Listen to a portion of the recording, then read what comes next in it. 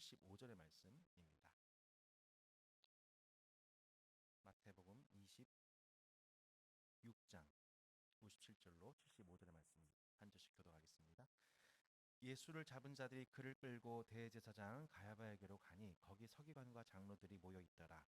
베드로가 멀찍이 예수를 따라 대제사장의 집들에까지 가서 그 결말을 보려고 안에 들어가 하인들과 함께 앉아 있더라. 대제사장들과 온 공회가 예수를 죽이려고 그를 칠 거짓 증거를 찾으매 거짓 증인이 많이 왔으나 얻지 못하더니 후에 두 사람이 와서 이르되 이 사람의 말이 내가 하나님의 성전을 헐고 사흘 동안에 지을 수 있다 하더라 하니 대제사장이 일어서서 예수께 묻되 아무 대답도 없느냐 사람들이 너를 치는 증거가 어떠하냐 하되 예수께서 침묵하시거늘 대제사장이 이르되 내가 너로 살아계신 하나님께 맹세하게 하노니 내가 하나님의 아들 그리스도인지 우리에게 말하라. 예수께서 이르시되 내가 말하였느니라. 그러나 내가 너에게 이르노니 이후에 인자가 권능의 우편에 앉아있는 것과 하늘 구름을 타고 오는 것을 너희가 보리라 하시니 이에 대제사장이 자기 옷을 찢으며 이르되 그가 신성모독하는 말을 하였으니 어찌 더 증인을 요구하리요. 보라 너희가 지금 이 신성모독하는 말을 들었도다. 너희 생각은 어떠하냐 대답하여 이르되 그는 사형에 해당하니라 하고 이에 예수의 얼굴에 침 뱉으며 주먹으로 치고 어떤 사람은 손바닥으로 때리며 이르되 그리스도야 우리에게 선자 노릇을 하라. 너를 친 자가 누구냐 하더라. 베드로가 바깥 뜰에 앉았더니 한 여종이 나와 이르되 너도 갈릴리 사람 예수와 함께 있었도다 하거늘 베드로가 모든 사람 앞에서 부인하여 이르되 나는 내가 무슨 말을 하는지 알지 못하겠노라 하며 앞문까지 나아가니 다른 여종이 그를 보고 거기 있는 사람들에게 말하되 이 사람은 나사렛 예수와 함께 있었도다 하매 베드로가 맹세하고 또 부인하여 이르되 나는 그 사람을 알지 못하노로 하더라. 조금 후에 곁에 섰던 사람들이 나와 베드로에게 이르되 너도 진실로 그 도당이라 내 말소리가 너를 표명한다 하거늘 그가 저주하여 맹세하여 이르되 나는 그 사람을 알지 못하라 하니 곧 닭이 울더라. 함께 읽겠습니다. 이에 베드로가 예수의 말씀에 닭 울기 전에 내가 세 번 나를 부인하리라 하심이 생각나서 밖에 나가서 심히 통곡하니라. 아멘. 자, 여러분 어느덧 저희가 9계명이고 다음 주 10계명을 통해서 저희가 전체 계명을 제가 이제 완결하게 됩니다. 자, 먼저 우리 소율이 문답 방식에 따라 제가 여러분 76문부터 78문까지 묻겠습니다. 답해 보시기 바랍니다. 9계명은 무엇입니까? 9계명은 내 이웃에 대하여 거짓 증거하지 말라입니다. 9계명이 요구하는 것은 무엇입니까? 서로 간에 진실을 말하고 우리 자신과 이웃의 명예를 지키며 덮이는 것입니다. 9계명이 금지하는 것은 무엇입니까? 9계명이 금지하는 것은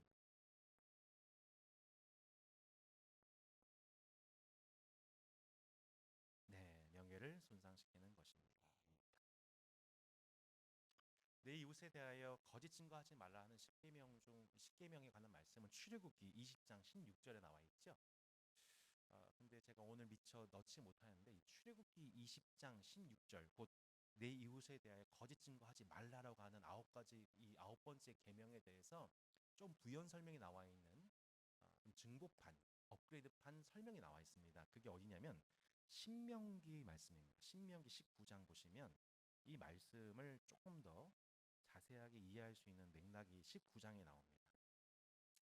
신명기 19장 한번 찾아보시겠습니까? 구약성경 292페이지 전에 있습니다.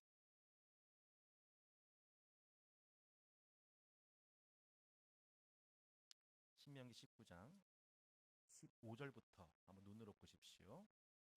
사람의 모든 악에 관하여 또한 모든 죄에 관하여는 한 증인으로만 정할 것이 아니요 두 증인의 입으로나 또는 세 증인의 입으로 그 사건을 확정할 것이며 만일 위증하는 자가 있어 어떤 사람이 악을 행하였다고 말하면 그 논쟁하는 쌍방이 같이 하나님 앞에 나아가 그 당시의 제사장과 재판장 앞에 설 것이요 재판장은 자세히 조사하여 그 증인이 거짓 증거하여 그 형제를 거짓으로 모함한 것이 판명되면 그가 그의 형제에게 행하려고 꾀한 그대로 그에게 행하여 너희 중에서 악을 제하라. 그리하면 그 남은 자들이 듣고 두려워하여 다시는 그런 악을 너희 중에서 행하지 아니하리라.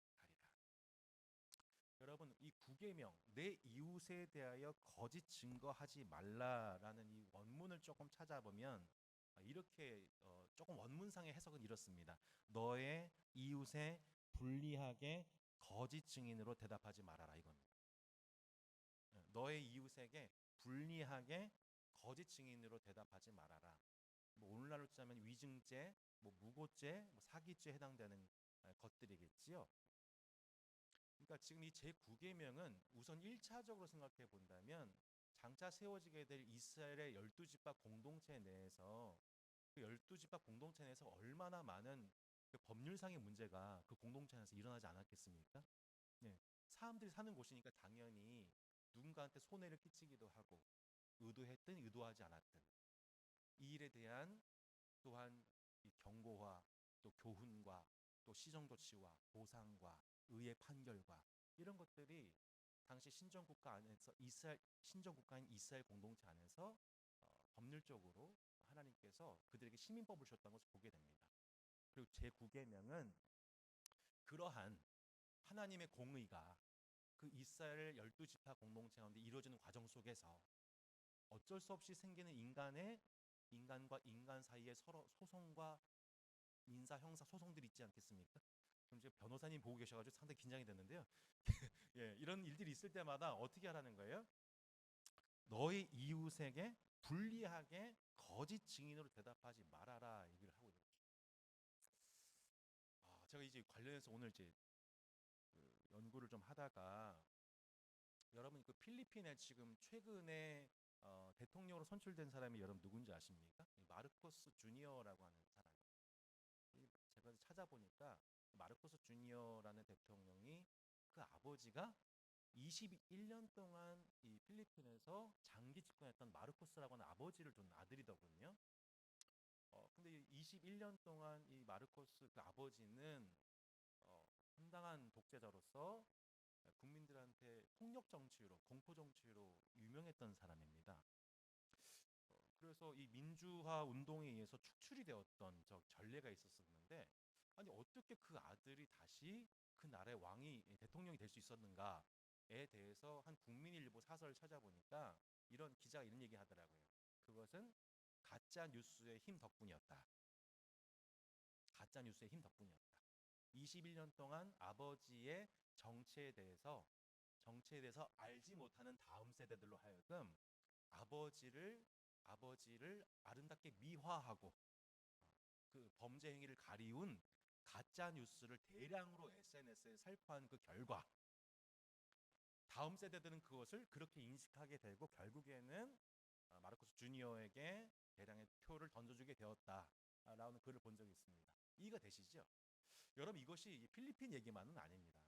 사실은요 우리 한국 현대사도 되짚어 보면 대통령 선거 앞두고 항상 뭐가 있어요? 무슨 풍, 이렇게 뭐 병풍, 또 북풍, 그래서 여러 가지 사건이 막 터져 나옵니다. 이제 시간이 지나고 보면 그게 다 이제 진짜가 아니라 모함이나 조작이나 이런 것들에 의해서 일어났다는 것이 역사적으로 드러나고 막 영화화되기도 하잖아요. 그럼 국민은 결국에는 그 영향을 받아가지고 결국에는 정치적 선택을 하게 되고 그것이 대통령을 선출하는 데 있어서 상당한 작용했다는 것을 한국 현대사 전체 속에서 어느 대통령 뽑힐 때나 항상 그 일이 비일비재하게 일어났다는 것을 저희가 알고 있습니다. 그러면 그 가짜 소문이나 뉴스에 의해서 한 나라의 운명이 좌지우지 될 수 있는 그러한 엄청난 영향력이 있는 게 뭐예요? 바로 거짓에 관한 거짓말입니다. 거짓말. 여러분 지금도 지난 주일에 여러분 그 신천지가 대구에서 10만 명 이상의 집회를 했다고 하죠. 네, 10만 명 이상의 집회를 해가지고 이 서울권에 있는 대형 교회에 많은 그 신천지 숨어 들어갔던 사람들이 그날 다 거기 몰린 거예요. 예, 그 어떤 대형 교회는 그게 너무 티가 났다고 하더군요.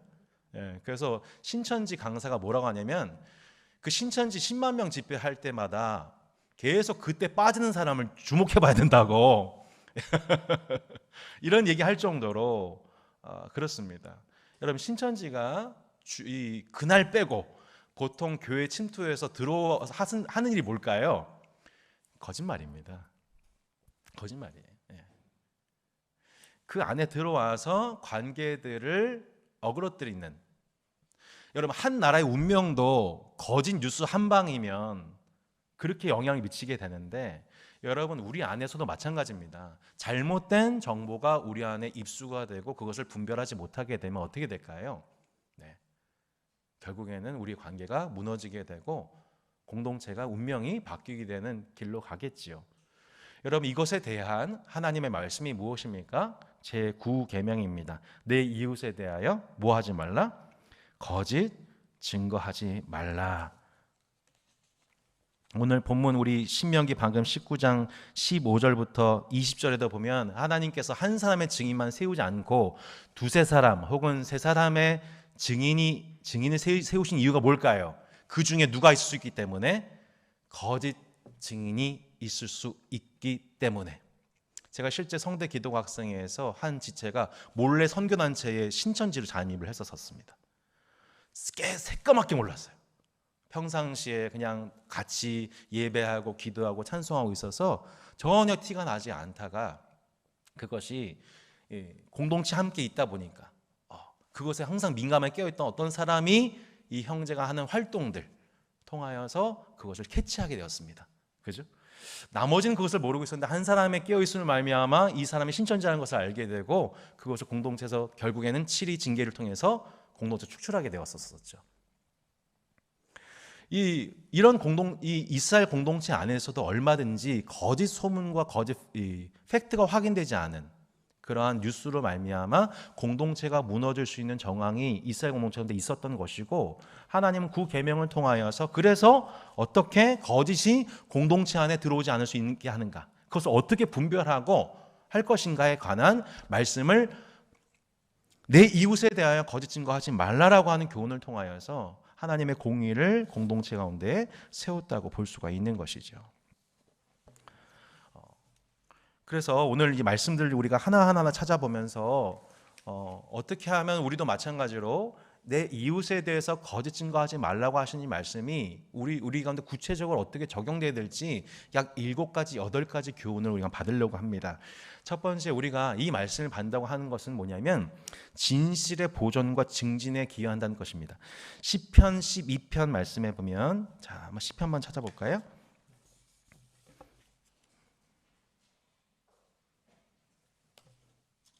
시편 12편 2절로 3절 이렇게 나와 있습니다.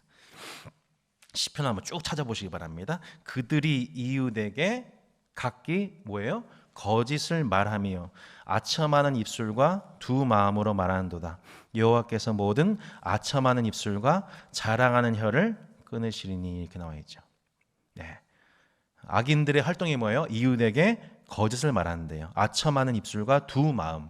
그러니까 두 마음이란 게 뭐예요? 네, 두 마음. 그러니까 이웃에게 선을 행할 것처럼 보이는 마음만 있는 게 아니고 실제로는 두 마음이 있는 것이죠. 예. 이웃을 행하고자 하는 마음, 악을 행하고자 하는 마음이 있는 거죠. 근데 겉으로는 아첨하고 있으니까 그걸 모르는 거예요. 신천지 같은 것이죠. 네. 근데 하나님 어떻게 하신대요? 그 모든 아첨하는 입술과 자랑한 혀를 끊으시겠다. 라고 악인에 대해서 심판하시다 말씀하고 있습니다. 시편 15편 3절에 보면 이렇게 나와 있습니다. 그의 혀로 남을 허물하지 아니하고 그의 이웃에게 악을 행하지 아니하며 그의 이웃을 비방하지 아니하는 자야말로 하나님이 기뻐하시는 의인의 모습이라고 말씀하고 있죠. 네. 하나님은 결국 우리의 입술과 혀의 열매를 보고서 하나님께서 우리를 분간하신다는 것에 대해서 저희는 보게 됩니다. 야고보 사도 뭐라고 했어요? 혀가 온전한 사람이 진짜 성숙한 자라고 얘기했죠. 우리 시편 27편 12절에 보면 이런 말씀 나옵니다. 내 생명을 내 대적에게 맡기지 마소서. 위증자 누구죠? 거짓 증거하는 자이죠. 공동체 내에서 의도적으로 위증하는 자와 악을 토하는 자가 일어나 나를 치려 함이니다라고 시편 기자가 이렇게 의인들에 대한 공격은 뭘로 온다요? 거짓 뉴스 통해서 온다는 걸 보게 됩니다. 거짓 뉴스. 이미 이 거짓 뉴스는 오늘 얘기가 아니에요. 이미 이스라엘 공동체 가운데 있었던 일이죠. 우리가 방금 지금 맨 처음에 봤던 말씀이 마태복음 26장 말씀이었습니다. 대제사장 뜰 앞에 서신 예수님, 그 예수님께 대해서 사람들이 거짓 증언들을 동원하는 장면을 저희가 보게 되죠. 마태복음 우리 아까 말씀 26장에 보시면 맨 처음 봤던 말씀이죠. 26장 57절 보시면 59절에 대제사장들과 온 공회가 예수를 죽이려고 그를 칠 거짓 증거를 찾으매 60절 거짓 증인이 많이 왔으나 얻지 못하더니 후에 두 사람이 와서 뭐라고 그랬어요? 이 사람의 말이 내가 하나님의 성전을 헐고 사흘 동안에 지을 수 있다 하더라. 결국 예수님께서도요 십자가에서 달리시게 된 결정적인 배경이 뭐예요? 거짓 증거입니다. 거짓 뉴스예요. 예수님께서 하셨던 그 말씀, 어떤 말씀이요? 내가 하나님의 성전을 헐고 사흘 동안에 지을 수 있다라고 말씀하신 것은 맞죠. 하지만 예수님 말씀하신 성전은 눈앞에 보이는 건물 성전을 말씀하신 게 아니라 사흘 만에 부활할 자기 육체에 관한 말씀이었죠. 그죠? 근데 사람들은 그 꼬투리를 잡습니다. 그죠? 말 전체의 맥락을 보는 것이 아니라, 해석하는 것이 아니라 말 문장 요만큼을 따와서 그걸 꼬투리 잡습니다. 오늘날 많은 그 뉴스 매체에서 범하는 실수, 전체 맥락과 행간을 잃지 않고 그 조그만 요만큼을 떼내서 그걸 부각시키는 방식으로 사단은 지금도 이런 방식으로 거짓 뉴스를 활용하고 있고, 예수님도 바로 이 거짓 뉴스의 방식 통하여서 거짓 증거자 2명에 의해서 예수님이 최종적으로 두세 사람의 증인으로 말미암아 결국 예수님이 어떻게 되십니까? 죄인으로 십자가 처형을 당하신 것을 보게 됩니다. 참 놀랍지 않습니까, 여러분? 예수님도 거짓 증언 통해서, 거짓 증인, 거짓 증거 통해서 십자가에 매달려 죽게 되셨다는 것을 저희가 보게 되는 것입니다. 조금 더 이제 제가 좀 설명드리면, 이 거짓 증언자에 의해서 예수님이 십자가에 매달리시 그 직전에 베드로 얘기가 나옵니다. 그죠? 베드로는 어떤 사람입니까? 참된 증언을 하지 못한 사람. 자기가 봤어요. 예수님이 진실하신 것을 알아요. 하지만 그 예수님을 보고서도 사람들 앞에서 어떻게 합니까? 예수님을 부인하고 저주합니다. 내 이웃에 대해서 거짓 증거하지 말라고 하는 것은 1차적으로는 거짓말을 얘기하지만, 두 번째는 또 뭘 의미하냐면, 내가 이웃의 진실함을, 참됨을 내가 얼마든지 내가 증언할 수 있음에도 불구하고 그것을 외면하는 것.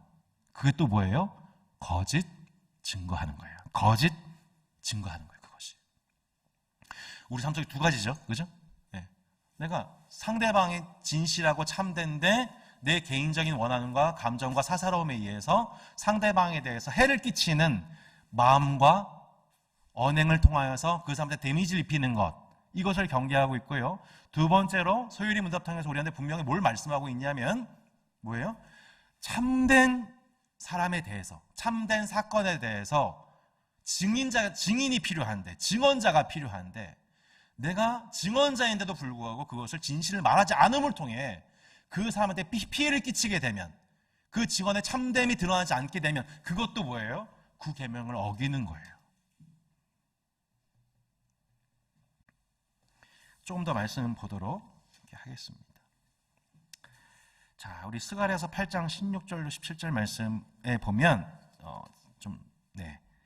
이런 말씀 나옵니다. 너희가 행한 일은 이러하니라. 너희는 이웃과 더불어 진리를 말하며 너희 성문에서 진실하고 화평한 재판을 베풀고 마음에 서로 해하기를 도모하지 말며 거짓 맹세를 좋아하지 말라. 이 모든 일은 내가 미워하는 것이다 라고 말씀하고 있습니다.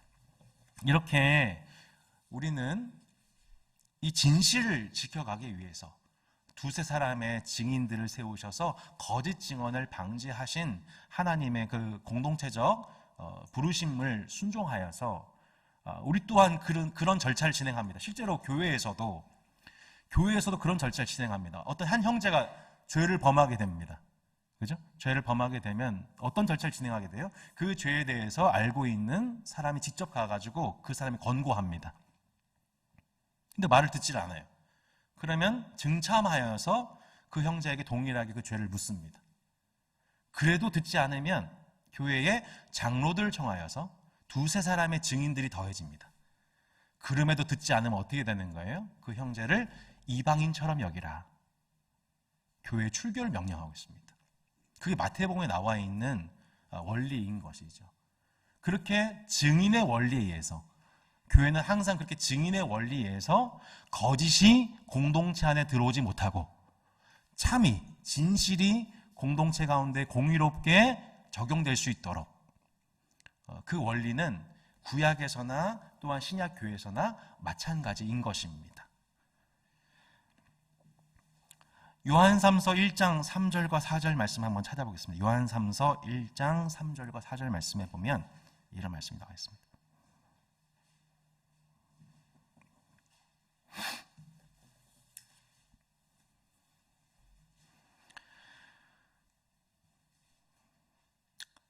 형제들이 와서, 요한3서 1장 3절 4절 말씀입니다.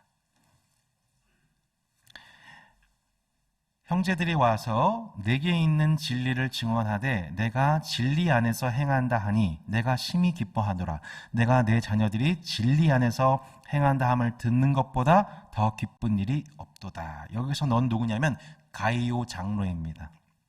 가이오 장로가 진리 안에서 행하는 그 삶에 대해서 형제들이 와서 그것을 증언해 주었다라고 이해하고 있습니다. 반면에 우리 요한 3서 1장 12절도 보시기 바랍니다. 데메드리오는 뭇 사람에게도 진리에게서도 증거를 받았으니 우리도 증언하노니 너는 우리의 증언이 참된 줄을 아느니라. 공동체 안에서 어떠한 과정을 통하여서 우리가 사람을 세우고 리더십을 부여해야 하는가, 서로의 행실을 체크하고 그들의 언행을 통해서 증언을 얻는 것입니다. 저 사람에게 이러한 열매가 나타나고 있습니다. 저 사람은 성령의 열매를 나타내고 있습니다라고 하는 증언에 의해서 공동체의 질서가 이루어지게 되는 것을 저희가 보게 됩니다. 반면 요한 3서 1장 9절에 보면은 디오드레베라고 하는 인물이 나오죠. 디오드레베, 어떠한 사람입니까? 으뜸되기를 좋아하는 사람, 악한 말로 비방하는 사람이라고 나와 있습니다. 공동체는 이렇게 형제들과의 관계 속에서 누가 봐도 저 사람은 하나님의 사람으로서 증언을 얻는 사람들이 있고, 또한 그와 정반대로 악한 말을 지어놔서 공동체를 무너뜨린 자가 있다는 것에 대한 또 다른 증언인 것을 보게 됩니다. 결국 이렇게 이웃의 명예 보존과 증진을 위해서 마땅히 그 명예가 지켜져야 될 사람의 그 명예를 지킴을 통해서 주의 몸된 교회는 그 권위와 공의를 지키게 된다는 것을 보게 되고, 결국에는 우리가 그 이웃의 명예 보존과 증진을 위해서 함께 노력하는 교회를 통하여서 주의 몸된 교회를 섬겨야 된다는 것을 저희가 확인하게 된다는 것입니다. 세 번째 부분은 뭐냐면 판결 앞에서 진실을 말해야 한다, 이렇게 얘기를 하고 있습니다. 이제 오늘 본문 말씀의 가장 직접적인 적용이라고 볼 수 있죠. 판결 앞에서 진실을 말해야 한다. 좀 말씀이 좀 많은데 하나하나 한번 살펴보려고 합니다. 대부분 레위기와 잠언의 말씀에 나와 있어서 쭉 그 순서대로 찾으면 되겠습니다. 레위기 5장 1절에 이렇게 나와 있습니다. 같이 한번 읽어볼까요? 시작. 만일 누구든지 저주하는 소리를 듣고서도 증인이 되어 그가 본 것이나 알고 있는 것을 알리지 아니하면 그는 자기의 죄를 져야 할 것이요 그 허물이 그에게로 돌아갈 것이며. 그죠? 그가 증인이 되었는데 그 증인된 그 사람이 그것을 형제 범죄에 대해서 알리지 아니하면 결국 그 몫은 죄를 범한 형제만 범하는 것이 아니라 그것에 대해서 증언하지 않은 형제, 그 사람 또한 죄인 된 것을 성경에서 말씀하고 있습니다. 그러니까 우리는 거짓을 말하지 않는 것만이 목적이 아니라 참된 것을 말하는 것이 이 본문에 우리 가운데 적용이라는 것을 말씀하고 있는 것이죠. 그래서 결론적으로 얘기하지만 에베소서 4장 25절에서 그래서 사도 바울이 뭘 얘기하고 있어요? 그런즉 거짓을 버리고 이웃과 더불어 참된 것을 말하라. 이는 우리가 서로 지체가 됨이라. 이것을 말씀하고 있는 거예요. 이 본문의 전체의 맥락 속에서 우리 가운데 말씀하는 교훈이 뭐예요? 거짓을 버려라. 참된 것을 말하라. 왜요? 우리가 한 지체이기 때문에. 한 지체이기 때문에. 그 참됨을 추구하는, 거짓을 버리고 참된 것을 추구하기 위해서 부름받은 공동체가 뭐예요? 교회라는 것입니다.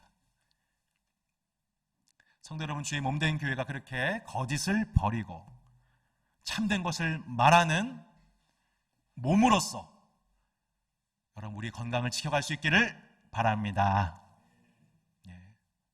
그 김수환 추기경께서 여러분 아시죠? 천주교 우리나라 유명한 그 추기경 출신이신 그분께서 종교인의 위선에 대해서 이렇게 얘기를 했대요. 저는 두 가지 말을 잘합니다. 하나는 참말이고 두 번째는 거짓말입니다. 이게 이해가 되세요? 사람이 가장 잘하는 말이 두 가지가 있대요. 그게 뭐예요? 참말, 뭐예요? 거짓말.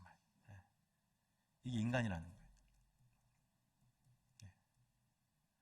거짓말만 하는 사람 없습니다. 참말을 다 하죠. 하지만 그 참말 속에 뭐가 들어오는 거예요? 거짓말이 들어오는 거죠. 한번 생각해 보세요. 창세기 3장에서도 보면 아담과 하와가 있었던, 하나님과 더불어 서로 얼굴과 얼굴을 맞대어 보는, 하나님과 의와 평화를 누리고 있던 그 에덴 동산 가운데에서 뱀이 들어와서 하와를 유혹하기 시작합니다. 뭐라고 얘기하기 시작해요? 참으로 너희더러 동산 중앙에 나무의 실과를 먹지 말라 하시더냐? 라고 하나님과 하나님에 대한 지식을, 잘못된 지식을 슬며시 불어넣으려고 합니다. 뭐라고 해요? 너희가 결단코 죽지 아니하리라. 너희가 결단코 죽지 아니하리라. 라면서 거짓 증거를 하죠. 그 거짓 증거의 결과가 무엇입니까? 결국 범죄였습니다. 죄가 공동체 안에 들어오게 되고 아담과 하와의 관계가 깨지게 되고 인간과 하나님과의 관계가 깨지게 됩니다. 무엇을 통해서요? 거짓의 아비, 마귀의 거짓 증언을 통해서, 거짓 증거를 통해서 공동체가 그렇게 무너지게 되는 것을 보게 됩니다. 천국의 질서가 깨어지게 되는 것을 보게 됩니다. 마찬가지죠. 가정이나 교회나 어떤 곳이든 이런 식으로 거짓 증거하는 마귀의 역사를 통하여서 그 공동체와 관계의 모든 신뢰는 깨어지게 되는 것을 보게 됩니다. 거짓 증언을 통해서, 거짓 증거를 통하여서. 그래서 우리가 이 땅 살아가면서 계속해서 우리가 왜 공동체 안에서 살아가야 되냐면, 교회 공동체가 없으면 우리는 이러한 거짓과 위선에 대해서 지적받지 않습니다. 그죠? 얼마든지 거짓말을 잘하고 위선을 떨쳐도 사람들한테 선망을 받는 정치인들과 그런 종교 지도자들의 모습을 보면서 사람들은 대부분 저렇게 거짓을 말해도 되는구나, 위선을 행해도 상관없구나 라고 하는 교훈을 얻게 되고, 그러면 그 위선은 누룩과도 같이 온 사회에 퍼져나가게 됩니다. 그런데 주의 몸된 교회는 그렇지가 않습니다. 진짜 주님의 교회는 뭘 우리 가운데 요구하고 있냐면, 이웃과의 관계 속에서 거짓을 말하고 있는, 참구와 거짓 일을 섞어서 말하는 우리의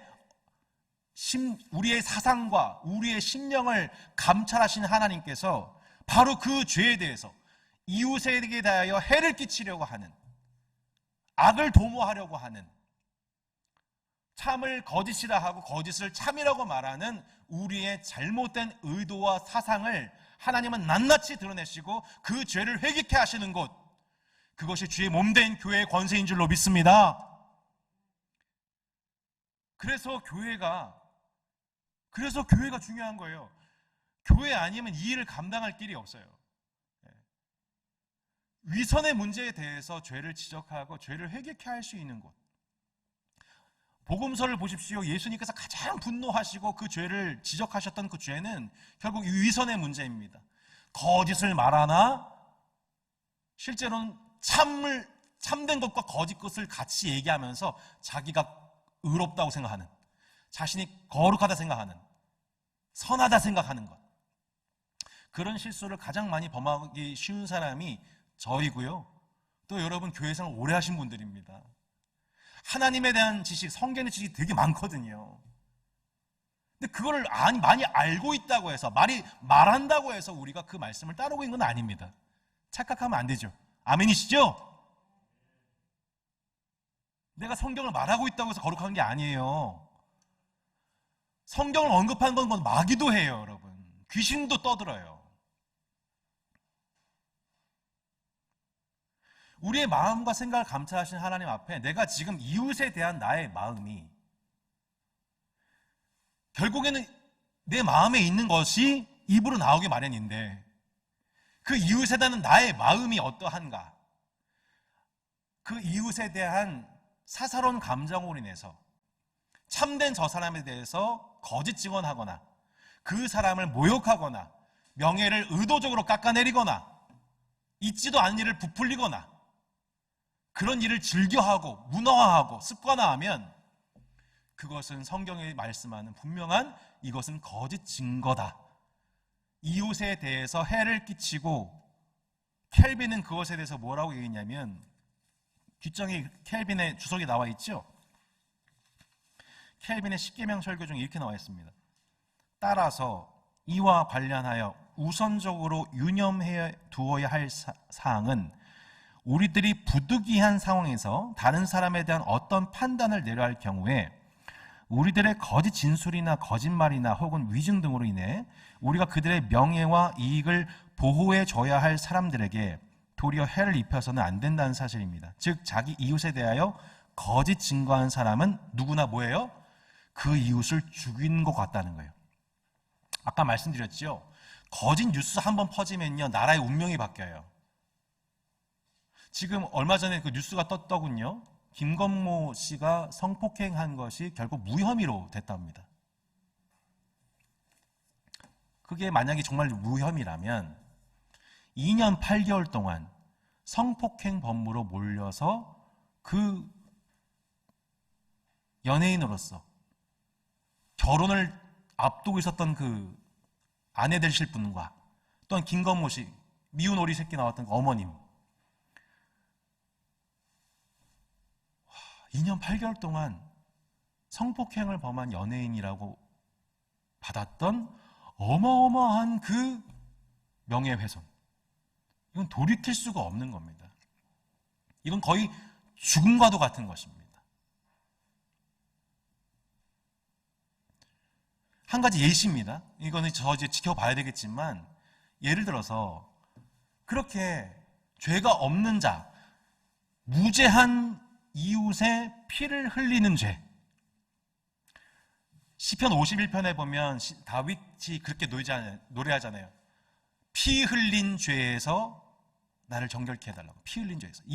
무죄한 이웃의 피 흘린 죄에서 내 죄를 용서해달라고. 그 무죄한 자 누구예요? 결국 우리아잖아요. 우리아. 아무 죄가 없는데 그 이웃에 대해서 결국 피 흘리게 하는 그 죄를 다윗만 범한 게 아니고 누가 범할 수 있다는 거예요? 내가. 죄 없는 그 사람한테 우리가 돌을 던지고 죄 없는 저 사람에게 명예에 심각한 손상을 끼치고 더 이상 삶을 살아가지 못할 정도로 데미지를 입히는 그 손상을 누가 범할 수 있다는 거예요? 내가. 근데 그 내 안에 무엇이? 내 마음에 있는 그 이웃에 대한 미움, 해를 끼치고자 하는 계획, 악으로 달려가는 발, 실제로 피를 흘리는 행위로 인해서 돌이킬 수 없는 이웃에 대한 해를 끼칠 수 있다는 것에 대해서 오늘 본문은 우리 가운데 강력하게 경고하고 있는 것입니다. 잠언에서 그래서 하나님이 가장 미워하신 것이 무엇인지를 67가지라고 말씀하신 겁니다. 잠언 한번 찾아보실까요? 잠언 6장 16절로 19절에 보면 하나님이 가장 미워하시는 악이 바로 이것이구나 라는 것이 정리가 되어 있습니다. 잠언 6장 16절로 19절 같이 한번 보겠습니다. 여호와께서 미워하시는 것 곧 그의 마음에 싫어하시는 것이 67가지이니 곧 교만한 눈과 거짓된 혀와 무죄한 자의 피를 흘리는 손과 악한 계교를 꾀하는 마음과 빨리 달려가는 발과 거짓을 말하는 망령된 증인과 및 형제 사이를 이간하는 자이니라. 자, 하나님이 가장 미워하시는 죄 7가지예요. 맞지요? 근데 다 뭐와 관련된 거예요? 형제와의 관계에 관한 거예요, 다.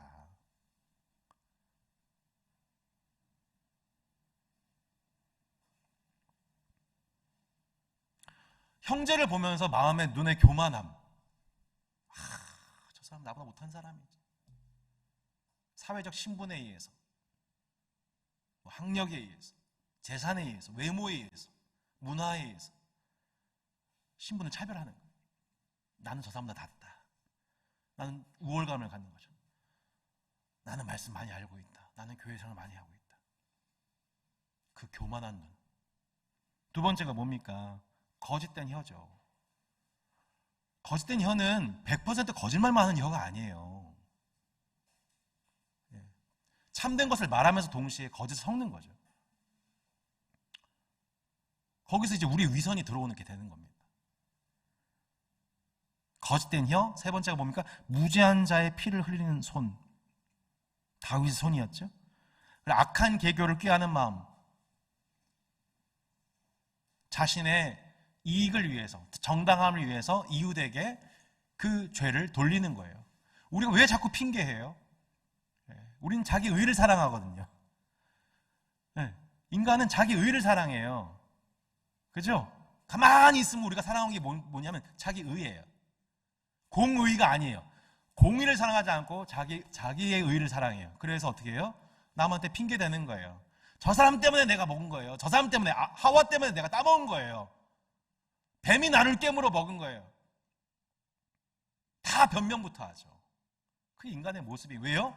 자기 의를 사랑하니까. 그 자기 의를 사랑하니까 맨 먼저 하는 게 뭐예요? 어떻게 하면 내 범죄 사실을 숨길 수 있을까? 그러니까 다윗이 어떻게 합니까? 당장 우리아를 데려오게 만들잖아요. 밧세바와 동침하게 만들려고 하잖아요. 이게 인간의 잔꾀인 것이죠. 하나님이 제일 미워하시는 것. 빨리 악으로 달려가는 발. 빨리 악으로 달려가는 발. 거짓을 말하는 망령된 증인. 성경에서 망령되다라고 하는 거 몇 안 되는 표현입니다. 근데 하나님 보셨을 때 가장 망령된 게 뭐냐? 거짓을 말하는 증인인 거예요. 참을 거짓이라 말하고 거짓을 참이라 말해서 가해자를 피해자인 것처럼, 피해자를 가해자인 것처럼 만드는 것. 하나님 보시기에 아주 가증스러운 것이죠. 망령된 것이죠. 그리고 무엇입니까? 형제 사이를 이간하는 자인 것입니다. 저는 별로 지금 웃기지도 않는 예화이지만 옛날에 초등학교 때 실제로 한 친구, 3명의 친구, 저하고 3명의 친구 2명이 있었었는데 3명이 늘 돌아가면서 막 둘이 갑자기 손을 제 앞에 오더니 둘이 손 잡는 거예요. 동맹 맺어가지고 너랑 안 놀아. 더 놀라운 건 뭔지 알아봤습니까? 그 손 잡았던 친구 한 명이 저한테 또 와가지고 야 있잖아 이따가 다시 하자 이렇게 해가지고 동맹 다시 맺어가지고 너랑 안 놀아 이러면서 이렇게 형제 사이에서 계속 이간질하고 나 쟤가 이래서 싫어 너도 나랑 한 편이 되어줄래? 이런 어린애 같은 장난을 여러분 어린아이만 하는지 여러분 아십니까? 우리는 더 고도화되어 있어요. 아주 정치적이죠 우리가. 교묘해요. 이런 67가지의 죄를 일상적으로 범하는 존재가 누구라는 거예요? 여러분, 이스라엘의 어떤 사람이 아닙니다. 다윗이 아니에요. 이게 우리의 모습이라는 거예요. 그래서 이 사도 바울이 로마서 3장에서 인간이 모두 죄인이다라고 하면서 가장 많이 타락한 지점을 뭐라고 묘사했어요? 혀. 입, 목구멍, 열린 무덤이다. 열린 무덤. 입만 열면 생명이 나오는 게 아니라 입만 열면 죽음이에요. 죽음의 질서가 들여오는 거예요. 누가 이 사망의 입에서 우리를 건져낼 수 있습니까, 여러분? 결국 우리 마음에 가득한 그것, 우리 마음에 가득한 그것이 결국 입술로 나오기 마련이거든요. 그것이 사람을 더럽힌다고 했어요, 예수님이. 여러분, 이 문제 어떻게 해결해야 할까요, 여러분? 두 가지죠, 결국에는. 이웃에 대해서 거짓 증거하지 않는 것. 두 번째 뭐예요? 참된 것을 말하는 것. 그래서 그것에 대해서 예수님이 뭐라고 말씀하셨냐면 마태복음 5장에서 이렇게 정리를 하셨어요. 마태복음 5장 37절.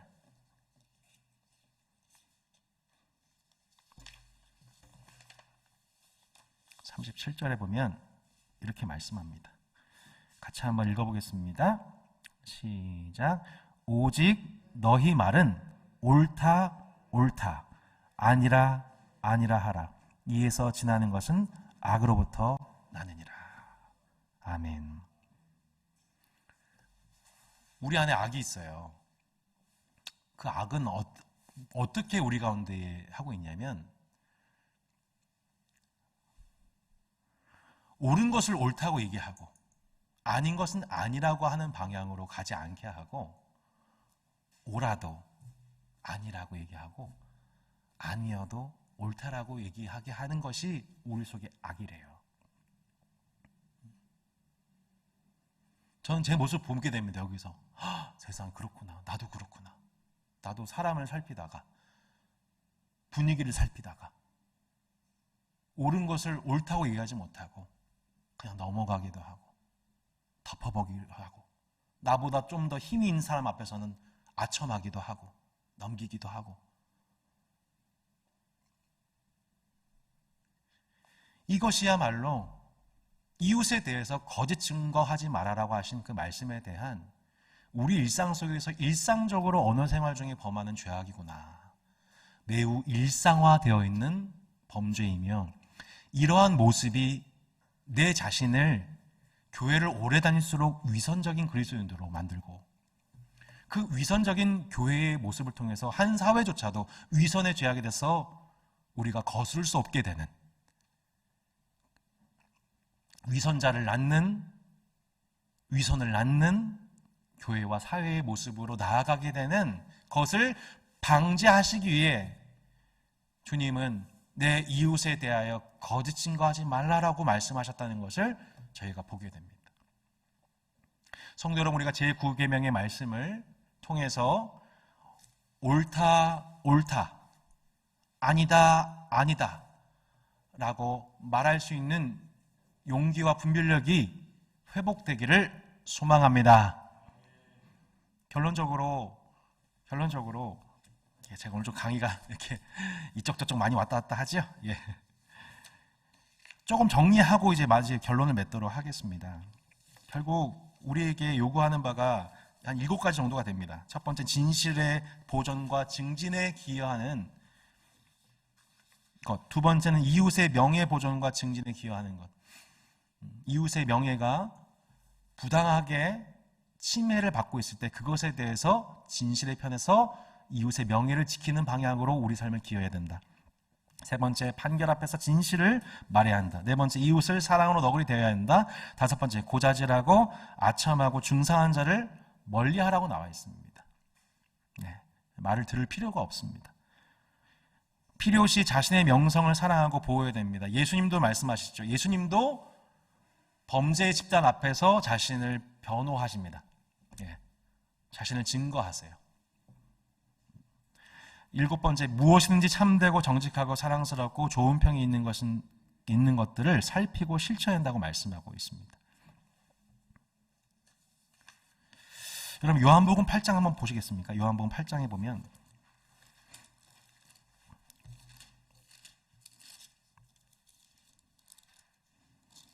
44절에 이렇게 나와 있죠.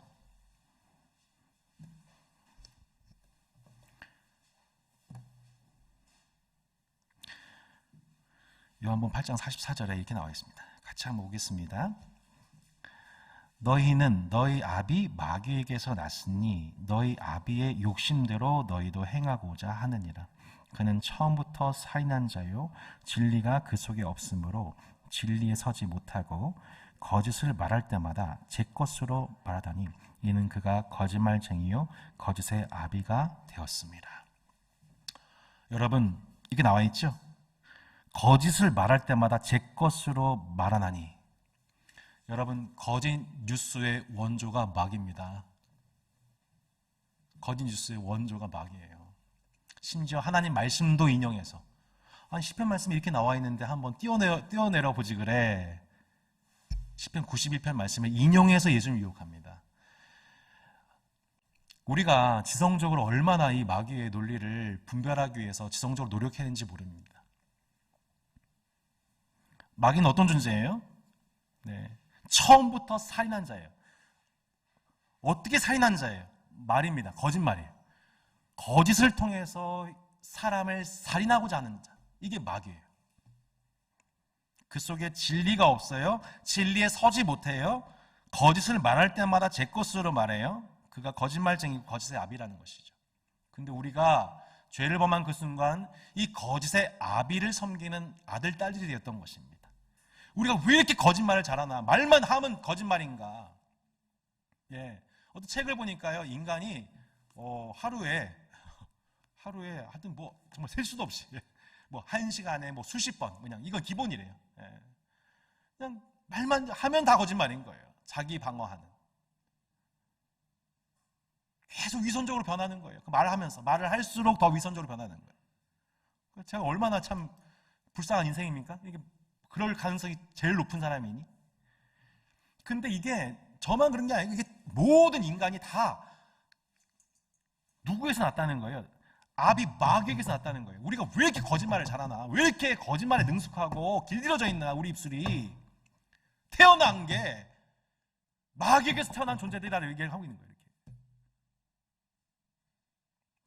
여러분 이런 이 우리의 존재적인 연약함 가운데서 여러분 누가 우리를 건져낼 수 있어요? 예수님밖에 없는 거예요.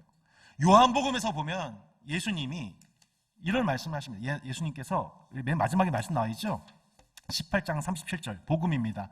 내 말과 같이 내가 왕이니라. 내가 이를 위하여 태어났으며 이를 위하여 세상에 왔나니 곧 진리에 대해 증언하려 함이로다. 무릇 진리에 속한 자는 내 음성을 듣느니라. 아멘.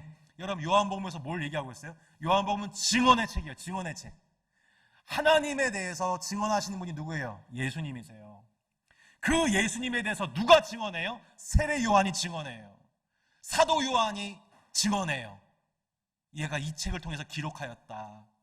또한 내 이름으로 나를 증언할 자 누구예요? 성령님이시죠.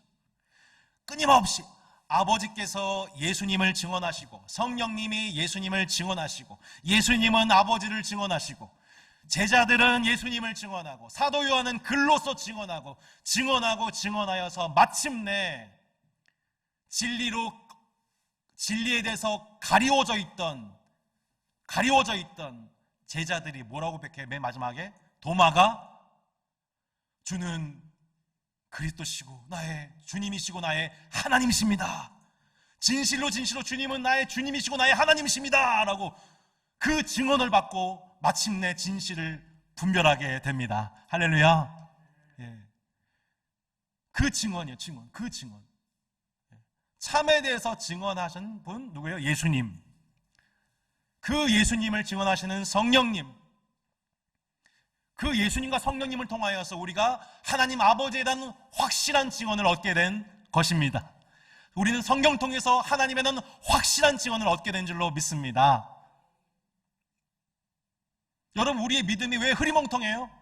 성경을 안 보니까, 성경을 참고하고 믿지 않으니까, 내 생각으로 하나님 믿으려고 하니까, 내 생각으로 하나님 믿는 게 아니에요. 성경을 통해 하나님을 계시받는 것입니다. 내가 하나님 만들어내면 안 돼요. 하나님은 이런 분일 거라, 저런 분일 거다. 내가 신앙을 만들어낸 게 아닙니다. 아멘이시죠? 우리는 오직 성경을 통해 하나님을 계시받습니다. 할렐루야. 그래서 이 내 안에 이 왜곡되어 있는 하나님에 대한 교정이 성경을 통해서 하게 되고, 하나님에 대한 바른 증언, 성부와 성자와 성령에 관한 바른 증거. 예수님이 부활하셨구나. 500여 형제가 그걸 봤어. 그 증언을 통해 저도 부활을 믿게 되는 거예요. 그 증언을 통해 저도 십자가를 믿게 되는 거예요. 성령을 받게 되는 거예요. 교회 공동체를 신뢰하게 된 거예요. 그 증언이 없으면 어떻게 우리가 이 자리에서 주님을 예배하고 말씀을 볼 수가 있어요? 마지막 이 말씀만 드리겠습니다. 여러분, 예수님에 대해서, 참되신 예수님에 대해서 증언해야 할 그 자리에서 예수님을 베드로가 부인하고 저주했어요. 근데 여러분, 나중에 베드로가 어떻게 됩니까? 그가 증언자가 되죠. 그가 순교자가 돼요. 자기 목에 칼이 들어와도, 자신이 십자가에 거꾸로 매달림 당한다 할지라도 우리는 보고 들은 것을 말하지 않을 수 없어. 우리는 보고 들은 거 말하지 않을 수 없어. 예수님에 대해서 부인하고 저주했던 베드로가 또한 그의 제자들이 어떻게 해요? 예수님을 증언하기 시작해요. 증언하기 시작해요. 스데반과 많은 제자들이 순교자가 되기 시작해요. 왜요? 그 증언이 참되기 때문에, 예수님이 참되시기 때문에, 그 참된 진리를 보고 들은 저들이 마침내 구계명에 순종하여 거짓 증거하지 않고 참된 진리를 증언하는 그 증언 덕분에, 그 구계명에 대한 순종 덕분에 우리도 이 자리에서 예수님은 나의 주님이시고 하나님이십니다 라고 신앙 고백하며, 우리 주변 외인들에 대하여, 하나님 알지 못하는 모든 자들에 대하여 네, 맞습니다, 예수님이 죽으시고 부활하셨습니다 라고 증언하는 자로 우리가 이 자리에 서 있게 된 줄로 믿습니다. 할렐루야. 우리 함께 이 말씀을 생각하면서, 주님, 내가 구계명 순종하겠습니다. 이웃에 대해서 거짓 증거하는 그 마음, 내가 좀 친한 사람, 좋아하는 사람에 대해서는 미워하고 칭찬해주고, 내가 좀 마음에 불편한 사람에 대해서는 깎아내려고 하고 명예를 손상시키려고 하는 그 마음, 우리 마음을 하나님 보시거든요. 세상은 이 마음까지 뭐라고 하지 않지만 우리 마음을 감찰하신 하나님, 여호와께서 미워하신 그 7가지에 대해서 우리 주님은 우리 세상 끝날까지 우리 속에서 이 모든 영적인 암덩어리 수술하실 줄로 믿습니다. 내가 거룩하니 너희도 거룩하라 말씀하신 주님이 이 죄를 회개하라고, 우리 속에 교만에서부터 형제를 이간하는 입술이 되는 그 모든 과정 속에 있는 우리 속에 7가지 죄악에 대하여 주님은 그 죄를 죽이기 위해 십자가에서 대신 죽으셨고, 우리가 더 이상 그 죄 가운데 살지 않고 영을 따라 살기 위하여 우리 가운데 예수 믿는 우리에게 성령을 부어 주셨습니다. 할렐루야. 육신을 따르지 않고 영을 따르게 하셨습니다. 생명과 평안을 누리게 하셨습니다. 나도 형제와 이웃과의 관계 속에서 참된 것을 말하게 하옵소서. 거짓을 버리게 하옵소서. 주님이 보셨을 때 이거 잘못된 거야, 너 속에 거짓이 있었어 라고 말씀하실 그때에, 맞아요 주님, 사실 미움이 있었어요. 내가 형제의 명예를 지키지 못했어요. 우리의 사사로웠던 마음들, 그런 잘못된 입술의 죄악들을 하나님 앞에 고백하며 회개하는 은혜, 성결케 된 은혜가 있기를 주 예수 그리스도 이름으로 축원합니다.